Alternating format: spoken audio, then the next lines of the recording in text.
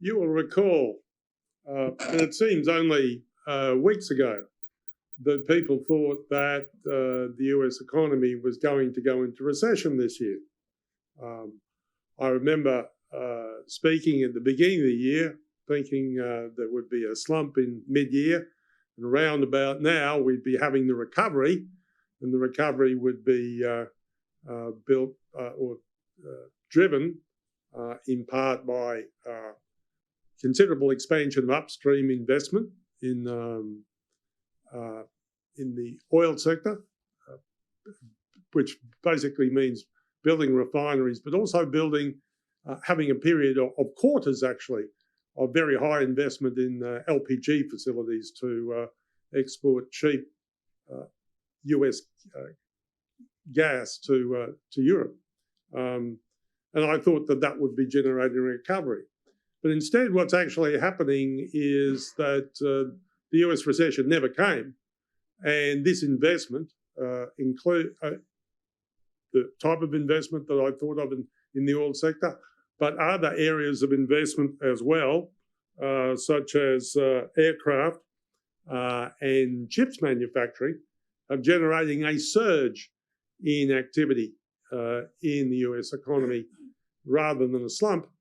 And it now looks like that total growth in the US economy this year will be higher than by a slight margin than growth last year, in spite of all the Fed tightenings, but may slow next year and be slow the year after and the year after that. So our soft landing, even now hoping for a soft landing, will finally arrive sometime next year. So what we currently think is that the US economy grew by 2.1% last year. It should grow by 2.2% this year. That growth rate should fall to 1.4% next year as we finally move into a slow landing until a soft landing, 1.3% the year after that, and maybe begin to recover around about 2026. Now, I've talked about strong investment in the upstream oil sector, but it also appears to be that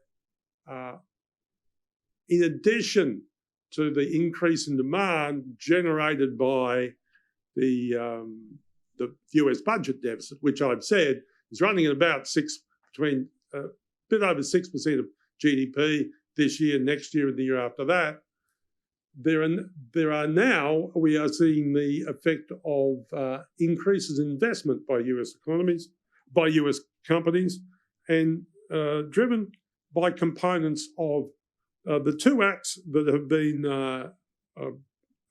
operating this year.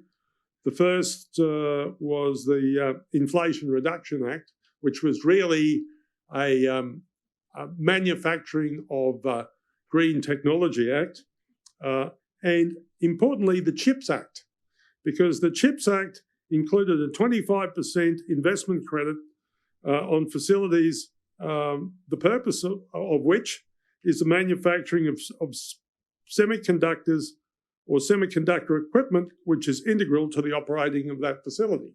And there's been an enormous surge in the production of that. So the result of that is that instead of slowing down, the US economy is accelerating. And because the US economy is accelerating, at least for the moment, an old fear is returning.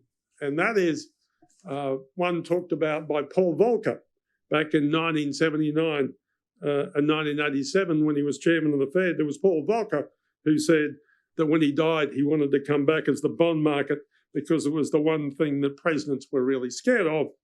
And what we've seen overnight is we've seen US 10-year bond yields break out to the highest level. Although they're only 4.25%, they've broken out to the highest level since 2008.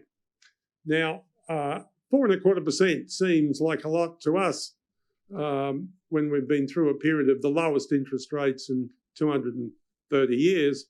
But in fact, the average 10-year bond yield in the US for the last 40 years is 4.8%, That is to say, 50 basis points higher than it currently is. So even if the bond market continued to sell off, it would just be getting back to the long-term average.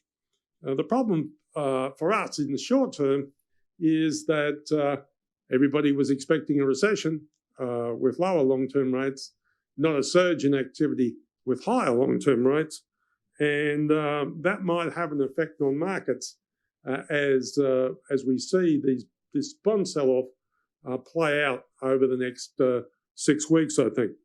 Right now, my fair value for the ASX 200 is 7,100 points, which is slightly below where it is, but not much. My fair value for the S&P 500 is 4,100 points, which is still a few hundred points below where it is.